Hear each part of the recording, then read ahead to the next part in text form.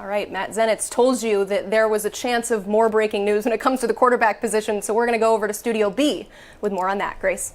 Thanks, Emily. Yeah, the dominoes are starting to fall. As we promised at the top of the show, Brandon Huffman hearing some news out of the West Coast. Oregon State could be looking for someone new this year as one of their guys just entered the portal. Yeah, they already lost DJ Uiagalelei last week. Today I'm hearing that Aidan Chiles, their true freshman quarterback, will be going into the portal. Like Smoke said, they could be following their coaches. Jonathan Smith just got hired at Michigan State. I anticipate that Aidan Chiles will follow Jonathan Smith, Brian Lindgren, the offensive coordinator, to East Lansing. So keep an eye on that. I expect that to go down today, and I think that East Lansing will ultimately be his destination of choice.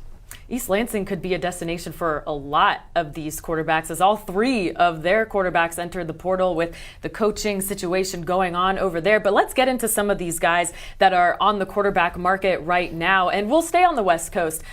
Dillon Gabriel, perfect example of someone who could kind of bridge the gap here between a playoff contender right now, but someone who maybe has a future highly rated prospects still on the roster. Where do you see Dillon Gabriel ending up? Well, I think Oregon and USC are the two schools that you're looking at right now for Dillon Gabriel. Remember, he's originally from Hawaii. Even though he went to UCF, he's from the West Coast, or even further from the West Coast. And I think that USC losing Caleb Williams, most likely, I know he's saying that he may not go into the draft. Let's be honest, he's going into the draft. Bo Nix, we know he's out of eligibility. He will play the bowl game. I think that Oregon is going to be a potential landing spot for him. But remember, 2 years ago when he went into the portal the first time out of UCF, he committed to UCLA, was going to go play in Westwood.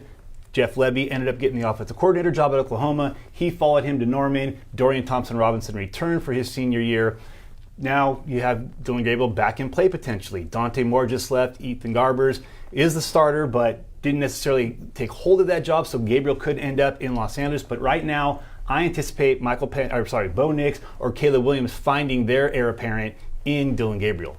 All right. Well, at the end of the day, when you look at it, we understand that the most important position to change the way that your program looks is the quarterback position. And when you have an experienced guy that comes in and is getting the job done for you, it takes a lot of the hard work that the coordinator has to do. And again, when your coordinator goes with the quarterback and an experienced guy that's seen every blitz, every coverage, and every formation that to mankind, with this guy, he's seen it all.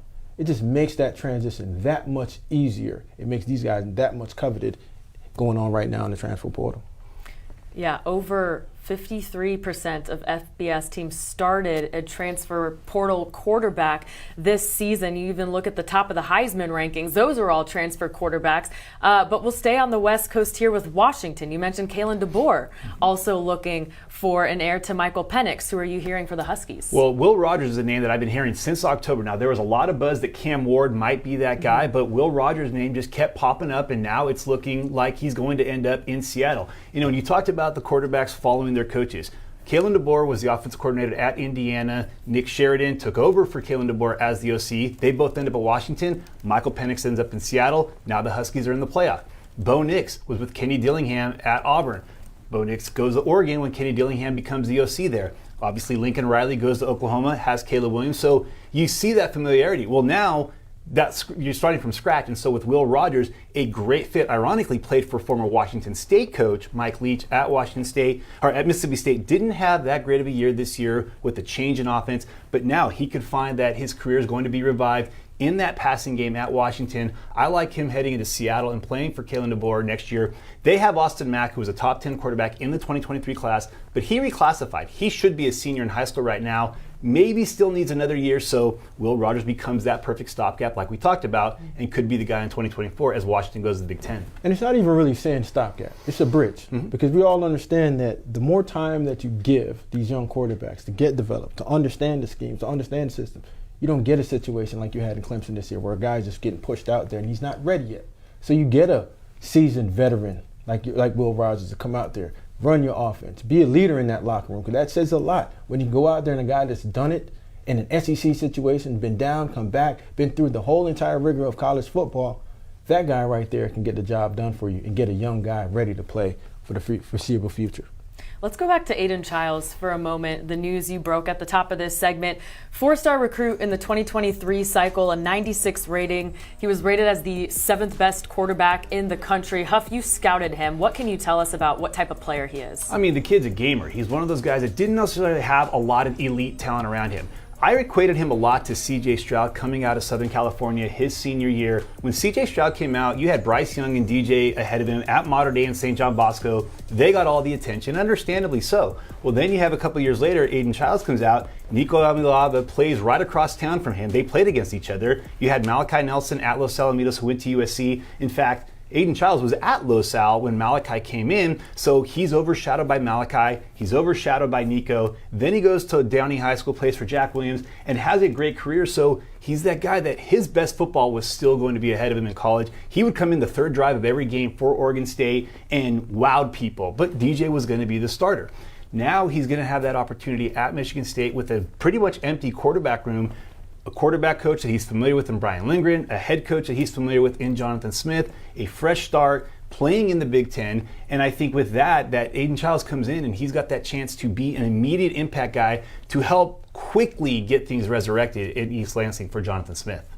Okay, so I'm looking at his stats for 2023 now. Completed about 69% of his passes, over 300 yards, 4 touchdowns, no interceptions, took 4 sacks. You just listed all of his high school competition, so it sounds like he's game ready. How much of a chance do you think he has to actually win that starting job at Michigan State? Well, I think we go back to Michael Penix and we go back to Bo Nix and we go back to Caleb Williams and how when they got to that school with their former coordinators or former head coaches, they were starting from day one. And I think that Chiles knows the verbiage. He knows the offense. He also knows there's not a lot of quarterbacks there. So sometimes your best ability is availability, and he will be available. But he knows what Brian Lindgren wants. He knows what Jonathan Smith wants. So I think that plus the fact that there's just not a lot of competition gets him on the field when they start the season next fall. And it's going to be a big year for Michigan State because we have seen that when a new coach comes in, you don't need to rebuild. You can use the portal to your advantage to get things quickly resurrected. And I think that is why he's going to go there. There's the familiarity on both sides. I would anticipate if he ends up at Michigan State, which is where all signs will be pointing to, he will be the starter come game 1 this fall. One of the biggest things that you got to look for when you start a new program is culture. And when you bring guys along with you that understand your culture, understand exactly when you say when, what that means. You don't have to go through that maturation period of a spring, a fall, and maybe even a year that can lose you 2 or 3 games. So when you get your quarterback in the room that you've been recruiting for 3 to 4 years, because these guys have known about this guy. They've been on the West Coast. They know exactly who he is, appearances, exactly what he likes, what he does not like. That goes a long way to set your program up and put you in a situation to win early and often against really good competition in the Big Ten. All right, highly rated former prospect looking for a new home. Let's go over to Studio A. They have more on Aidan Chiles.